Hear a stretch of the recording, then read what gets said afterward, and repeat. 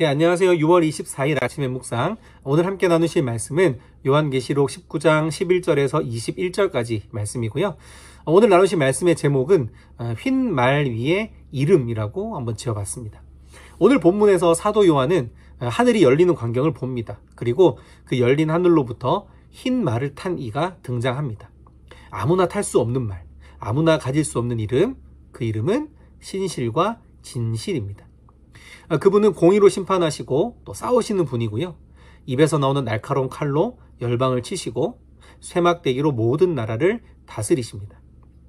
그 누구도 흉내낼 수 없는 그 위엄과 권세가 바로 이 한 장면에 담겨 있습니다. 요한계시록이 종말을 보여준 책입니다. 그러다 보니까 다소 좀 추상적으로 여러 가지 표현들이나 비유들이 다가올 수 있는데요. 먼 미래뿐 아니라 지금 이 순간 살아가는 우리에게도 이 요한계시록은 확실한 메시지를 전해주는 것 같습니다. 바로 이 세상의 마지막을 책임지시는 분, 끝을 완성하시는 분이 누구인가를 명확하게 보여주는 거죠. 세상이 흘러가는 방향은 때로는 우리 눈에는 어둡고 혼란스럽게 보입니다. 진실이 거짓을 덮고 욕심이 정의를 왜곡할 때도 있고요. 사람들은 그러한 상황 속에 무엇이 옳은지도 모른 채 방황하면서 할 일 없이 떠밀려갑니다. 하지만 오늘 말씀은 분명히 선언합니다. 이 땅의 마지막은 사람의 손에 있지 않고 하나님의 말씀이신 예수 그리스도께 달려있다라는 사실을요. 자, 우리의 삶도 마찬가지입니다. 우리 역시 때로는 충성스럽지 못한 적이 많습니다. 우리의 신앙을 돌아보면 기도의 자리에서 게을렀던 적도 있고요. 또 말씀 앞에 중심을 놓친 적도 많이 있습니다. 세상의 논리 앞에 내 마음이 혹해서 기울었던 적도 있고 또 인간적인 계산 앞에 머뭇거렸던 적도 있습니다. 자, 그런 우리에게 오늘 신실과 진실이라 불리는 이 예수님은 우리를 책망하시기보다 하나님의 말씀으로 다시 살게 하기 위해 그리고 진실한 빛으로 우리를 인도하시기 위해 오시는 분임을 고백합니다. 그분은 우리가 버린 길을 다시 이어붙이시고 흔들린 마음을 붙잡아 세우십니다. 오늘도 그분은 우리 인생 가운데 오늘 말씀에 보이는 모습처럼 흰 말을 타고 오시는 분 같습니다. 내일은 6.25 전쟁이 있었던 지 75주년이 되는 날입니다. 나라와 민족이 갈라졌고 수많은 생명이 사라졌고 긴 어둠이 한반도를 덮었던 날입니다.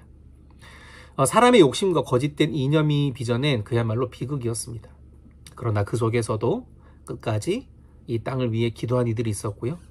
포기하지 않은 사람들이 있었고 진실을 붙든 사람, 충성스럽게 지켜낸 이들이 있었습니다. 하나님은 그런 충성과 진실을 기억하십니다. 그리고 오늘 우리에게도 물으십니다. 너는 무엇을 따르고 있느냐? 너는 누구의 이름으로 살아가고 있느냐? 예수님의 이름은 단순한 호칭이 아닙니다. 우리가 살아가야 할 기준이자 방향입니다.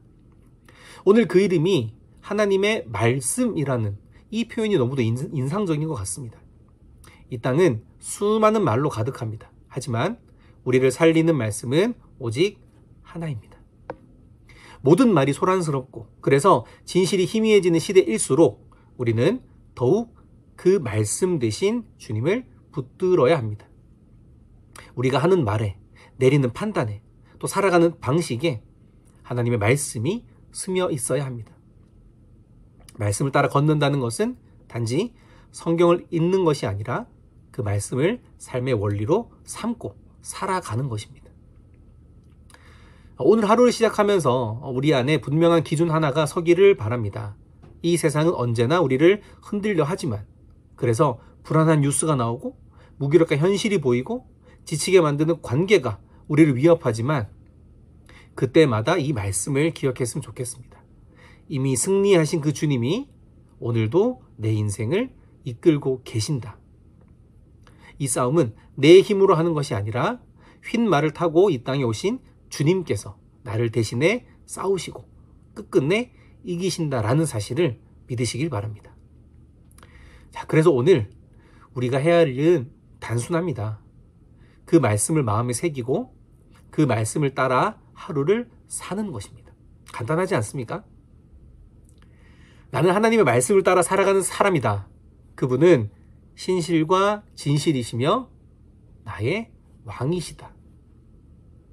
그렇게 오늘 하루 말씀의 기준을 붙들고 살아갈 때 우리는 이 세상 가운데서도 하나님의 나라 사람으로 서게 될 것입니다. 감사합니다.